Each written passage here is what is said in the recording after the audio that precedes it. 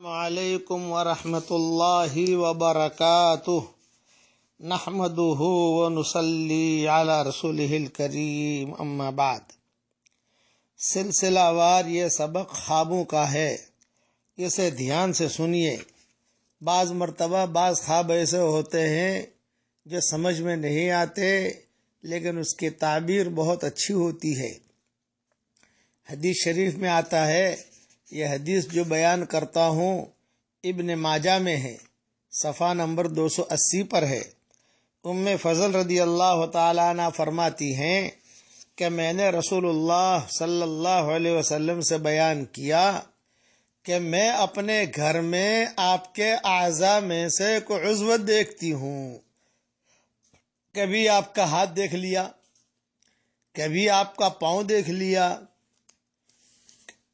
کبھی آپ کی انگلیاں دیکھ لی، کبھی آپ کے ناخن دیکھ لیے، کبھی آپ کے پوروے دیکھ لیے، کبھی پوری ٹانگ دیکھ لی، یہ دیکھتی رہتی ہوں۔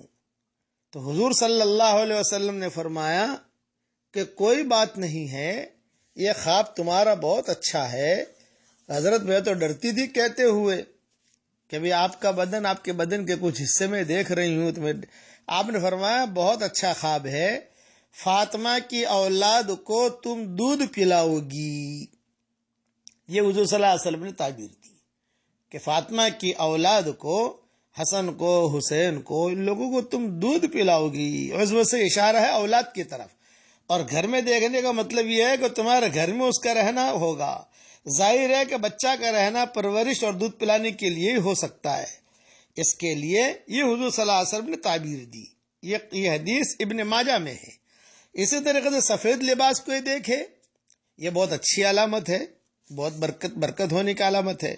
خواب میں دیکھے کہ آپ وضو کر رہے ہیں تو بہت اچھی علامت ہے۔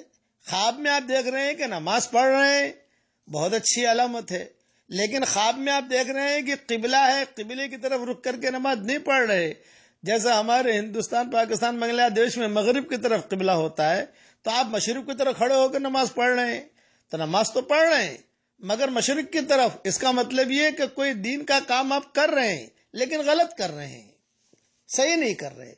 دین کا کام تو کر رہے ہیں آپ لیکن صحیح نہیں کر رہے۔ یہ علماء نے لکھا ہے۔ پیالہ دیکھنا عورت یا عورت کی جانب سے مال ملنے کی طرف اشارہ ہوتا ہے۔ یہ چیزیں بعض مرتبہ حضور صلی اللہ علیہ وسلم خواب کی تعبیر فوراً پوری کر لیتے تھے۔ حضرت خزیمہ ابن ثابت ایک صحابی ہیں، انہوں نے خواب میں دیکھا کہ انہوں نے حضور صلی اللہ علیہ وسلم کی پیشانی پر سجدہ کیا۔ انہوں نے فوراً آ کر حضور صلی اللہ علیہ وسلم سے تذکرہ کیا، حضرت میں نے خواب دیکھا ہے، آپ کی پیشانی پر سجدہ کر رہا ہوں۔ تو آپ صلی اللہ علیہ وسلم اسی جگہ لیٹ گئے، حدیث میں آتا ہے، اور کہا کہ لو اپنے خواب کی تعبیر پوری کر لو۔ چنانچہ انہوں نے حضور صلی اللہ علیہ وسلم کی پیشانی پر سجدہ کیا۔ یہ واحد صحابی ہیں کہ جنہوں نے نبی کی پیشانی پر سجدہ کیا ہے۔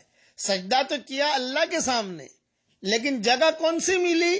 وہ جگہ ملی جو عرش سے بھی افضل ہے، کہ نبی کی پیشانی عرش سے بھی افضل ہے، وہ جگہ ملی۔ فوراً سب کے سامنے حضور لیٹ گئے مسجد نبوی میں، اور کہا کہ لو اپنے خواب کی تعبیر پوری کر لو۔